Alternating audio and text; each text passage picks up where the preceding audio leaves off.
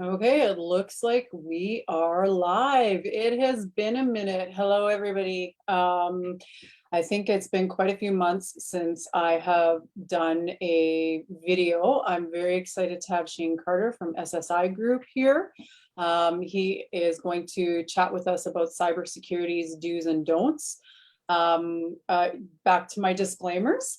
I have dogs from the home office, so if something happens, and they see a squirrel, they might bark. So forgive me for that. And any information that we're discussing today is, of course, effective as of today. If there's changes throughout the world, then it may not be relevant. But in general, when it comes to cybersecurity, I think what we're going to be talking about is fairly accurate. Correct, Shayne? Yeah, it'd be accurate as of today and what's going on in the world. So yeah, we'd be good to say that for sure. Awesome. Okay, so before we get right into it, why don't you just tell us a little bit about you and your company? Sure. So SSI Group provides what's called fractional CIO or Chief Information Officer services to the SME market or small and medium enterprise market for the Canadian businesses. And we really want to help provide strategy and guidance, as well as security and risk management for your business, help you get better buying power and give that technical and entrepreneurial edge to your business over your competitors. And so we work with a CEO, we work with Chief Information Officer, or sorry, Chief Financial Officer, operations, HR, finance, marketing. We work with all parts of your business to make sure that it's streamlined, it's efficient, it's utilizing the right tools and utilizing the right people too. Fabulous. That's awesome. And I know I've had you assist me with some of my IT, and it's been very painless, which is helpful because it can be very overwhelming when you're dealing with those issues. So when I was thinking about, I'm starting to do my planning and who I want to bring on for videos for my audience, seeing everything that's going on in the world right now in terms of whether it's, I don't know if you're a TV watcher, but the big thing on TV this year was the where people would take control of like systems, whether it's a hospital or and things like that. So it's really had me thinking about the different security and seeing those posts on Facebook where people are giving out their personal information. Those can be pretty scary. So I'm going to let you kind of take the lead with the conversation. And if I have questions, I'll probably interrupt you or jump in. So how about let's just let me ramble. Yeah, have at it. And for anybody that has questions, Zoom was really wonderful and has changed the way they're doing things. So again, I'm still not up to date on the questions. If you have questions that we haven't answered, just feel free to leave a message on the video and I can definitely get back to you, or Shayne can get back to you, or feel free to just send me a message or send an email and we'll get back to you for sure. So 100%. Take it away. So to touch on your first question, do I watch TV? I cut out cable television probably 10 years ago out of my life. The swarm of information and media and access to Facebook and Twitter and Reddit and all of this, there was just a lot of information that was coming in that had bias. It was coming from a certain viewpoint without all of the facts and just trying to push their own agendas. So I pushed out a lot of the media that I was consuming and went in a direction of choosing the media I wanted to actually engage in and receive. So TV was the first thing to go for me. Just a little bit of background about myself. So I've been in the IT industry for coming on 14 years. And I've worked the gamut of being a third-party consultant, being an internal employee for an SME business, working a help desk for a publicly traded company, and really just trying to understand where I fit in within this industry. And at the end of the day, I fit in best where I can have conversations with people and understand what you see as a challenge and what you're seeing as as roadblocks to your business. And technology is ever changing and is always at the forefront of conversation whenever we're doing things. Because I mean, we're using technology right now. We're using Zoom, we're using Facebook Live, and these are features and things that are great to have. But I mean, just before this live video, you were scrubbing the background to make sure that there wasn't anything that didn't look out of place or didn't identify certain things about your business. Because at the end of the day, it's not about just what you protect online, but also what you protect in giving access to people and giving access to your own life. What are you willing to share and what are you willing to give up when you put yourself online? And that's exactly where this conversation needs to start. Being engaged in social media and being engaged in business means that you have to give up some level of privacy in order to be able to reach your audience and have those meaningful conversations. So when we're talking about cybersecurity, let's talk about just what you just did before this video. You went around, you made sure things looked nice. You made sure that there wasn't identifiable information on your desk. Your camera's pointed at a certain angle, so other stuff isn't visible.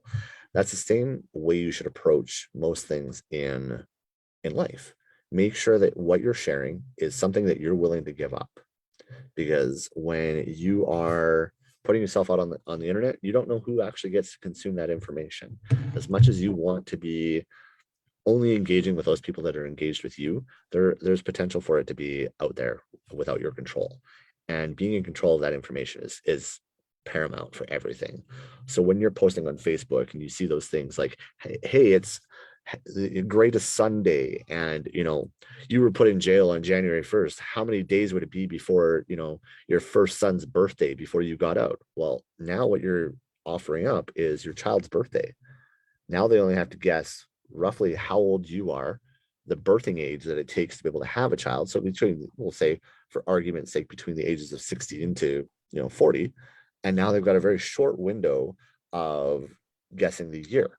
Now they know your son's first name, your son's last name, your first name, your last name, general age of yourself, general age of your son to be able to guess. And now they can start building a social profile.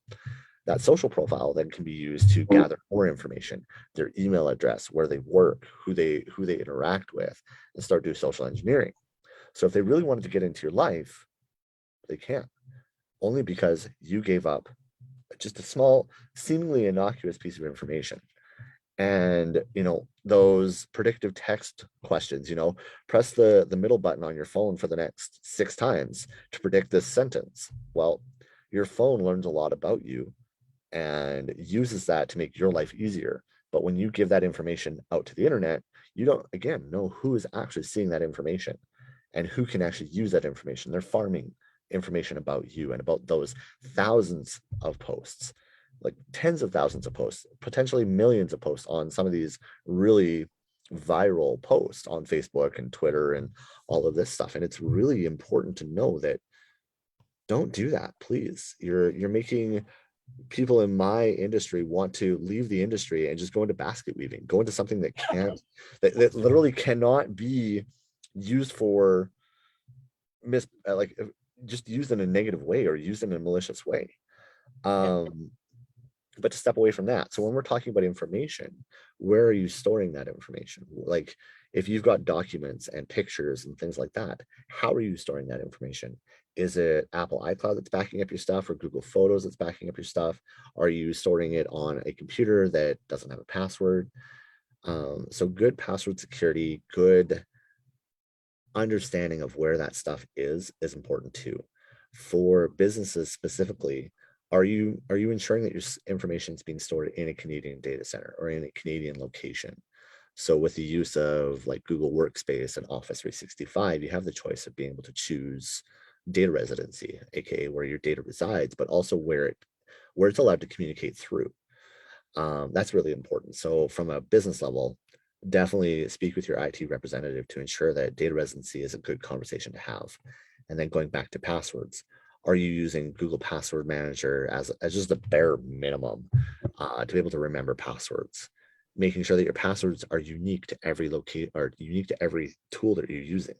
That way, if one account is compromised, which is likely to happen in today's day and age, whether that's Facebook or that's, Dropbox, or, pick your tool, Reddit, Kijiji, eBay, Craigslist, all of Anything. that, anything, literally anything that you have created a username and password to can be compromised.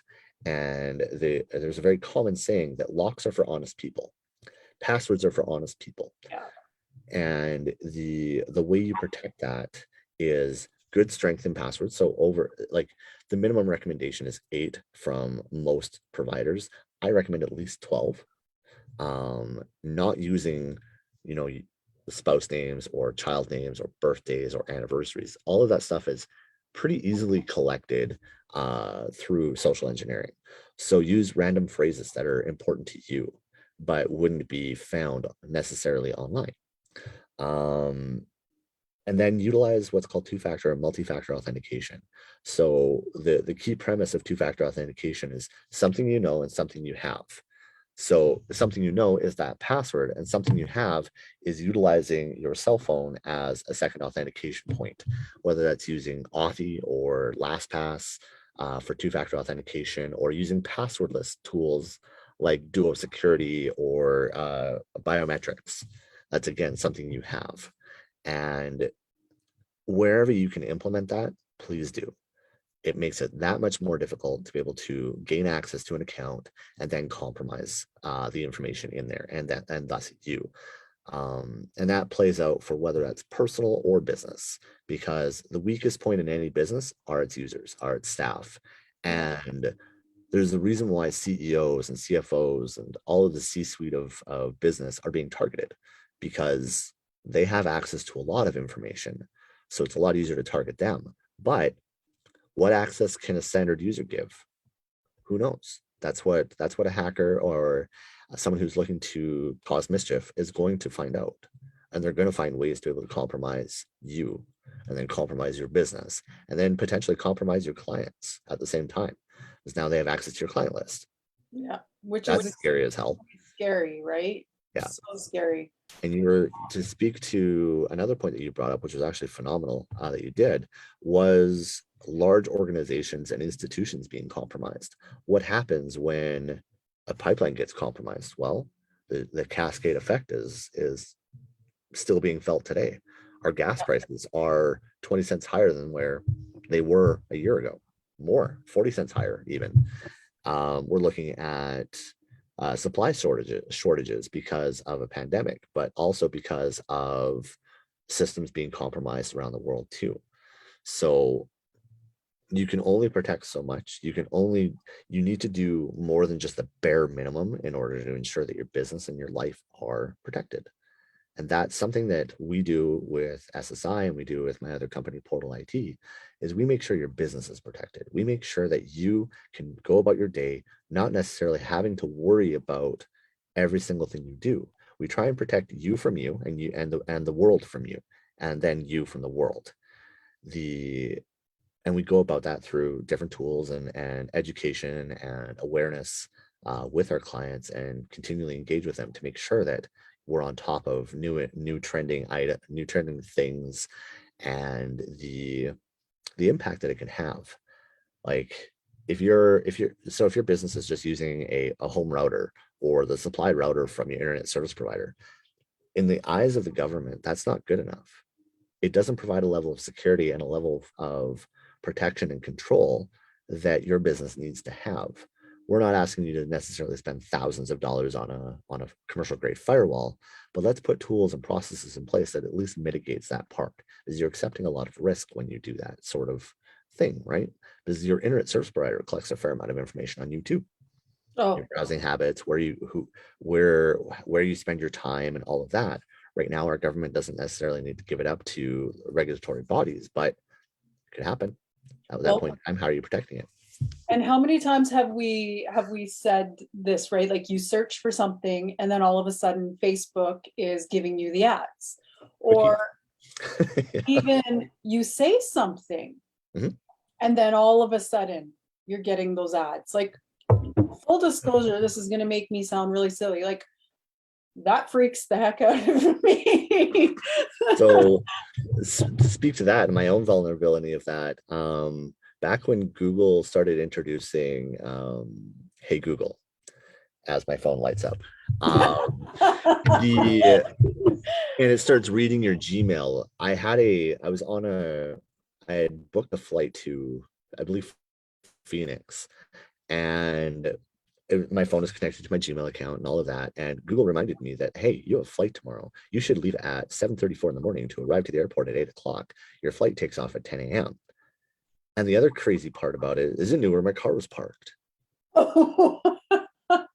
Like that, like it blew my mind. Like it was probably close to 10 years ago that this was a thing, back when Google started actually using more of the information it knew about you as a user, to make it convenient, to make it interesting. And both parts of my brain were like, this is nuts. This is not something that a conglomerate should know about me, but at the same time, this is cool. Yeah. This is interesting to know that this is the type of thing that we can start to see and expect and kind of actually use. Like we use that nowadays with Google Maps and Apple Maps. It can predict travel times based on other people reporting information. And as a collective, that's really important and useful. But from a personal security standpoint, it's also a little bit daunting and scary. Yeah. So having IoT or Internet of Things devices in your home, like Google Nest Minis and Alexa and Siri devices in your home, is really convenient. But we look at companies like Burger King and Wendy's even, that did commercials over like NFL season and stuff like that, where a Super Bowl, where they actually used that same feature and said, you know, hey Alexa, and then they said an innocuous statement, and it started reading out to the people consuming this commercial, that's a really big breach of privacy. Like that's a huge, like it's not a breach of privacy, but it is a violation, a personal violation of, hey, there are things that are always listening to you. Your phone's always listening to you. Yeah. It's never, just because the screen's off doesn't mean it's not doing something. It's always aware of where it is. It's always aware of audio that's being done, because, hey Google, thumbs up, right? Yeah, that's exactly, that was the point of why I brought it up. So it's important to know that you're giving up a lot of freedom and a lot of you're giving up a lot of information and a lot of potential privacy and security for convenience. How convenient is your information? Because Google and other analytics tools and things like that they're going to use it. They're going to tailor ads to you. They're going to, just exactly as you mentioned, they're going to start showing you about things that you were talking about with your spouse or with your children, and they're going to start tailoring commercials and things. Amazon is amazing for that. You start searching for one thing and like, hey, we also recommend this, this, and this. Yeah. Please don't. Please don't recommend that stuff to me, because I don't want to go buy it. But we're in a consumer age where we not only consume things and physical stuff, but we also consume information at a rate that is insane. Like there's no one person that's going to know all of this information, but with tools and systems in place to be able to capture that, that is valuable information to have. And to kind of go a little off topic, but also still on topic, when Amazon bought Whole Foods, the company itself is valued in the range of, I believe, around $5 billion. Amazon bought it for $13 billion. Not because they were asked to spend more, but they knew that the information that Whole Foods had on its client base was much more valuable than their product revenue that they generated from sales of selling food, very expensive food. They had a lot of information about their users and about their clients and customers, that they wanted that information. That's what they bought. They didn't buy the store and the chain and everything else like that. They bought the aggregate information. The information, yeah. So know that the information you gave is valuable. Make sure it stays valuable by keeping it. Don't give it away. That's the biggest thing that I can offer as a, please do this versus don't do this. Keep your information safe. Be aware of what you're talking about, who you're talking to about it, but also what is around you that can listen and hear that information too. Yeah.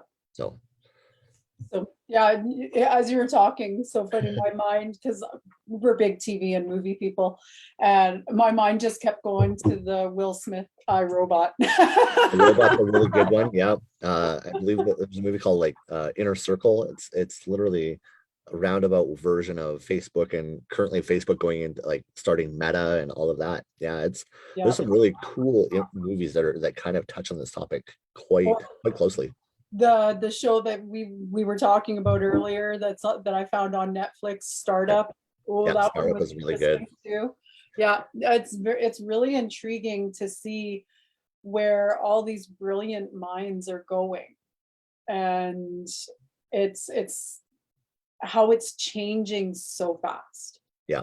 Just like even me today, here I thought, it's been a while since I've done a Facebook Live, and I go live, and they've changed it all on me. So I'm like, got to do that whole learning process again. And it's just, you blink and something's new. So, Yep. and to stay on top of it is really, really important. But it's also, like you said, it can be daunting. It is daunting. And it's daunting to be a person that has to be on top of that to make sure that you as a business owner and you as a person can rely on us to provide that level of expertise that you need to have. Yeah. And that was one of the reasons why I started SSI. Was there was a gap of strategic planning, security and risk management, and all of the forward thinking IT that is not necessarily available to the small and medium business market in Canada and in the, like, around the world, to be perfectly honest. It's expensive to hire a CIO, to have someone in-house. It's expensive to buy that level of expertise. So what is that? What is, I've heard of the other ones. What is it Chief Information Officer? Is that what that is? Yeah, Okay. CIO is Chief Information Officer. And in small business, it can be interchangeable with CTO, or Chief Technology Officer. Okay. So primarily the difference between CTO and CIO. CTO is targeted on the systems and the software, and it's more so for software as a service or SaaS companies. They'll have a CTO because they're the ones that are extremely and intimately knowledgeable about all of the software development and application development that they provide to their customer base. And the CIO is more outward facing and looking at the infrastructure, the physical and the security infrastructure that is used to protect the business. So in a smaller environment, they tend to be both.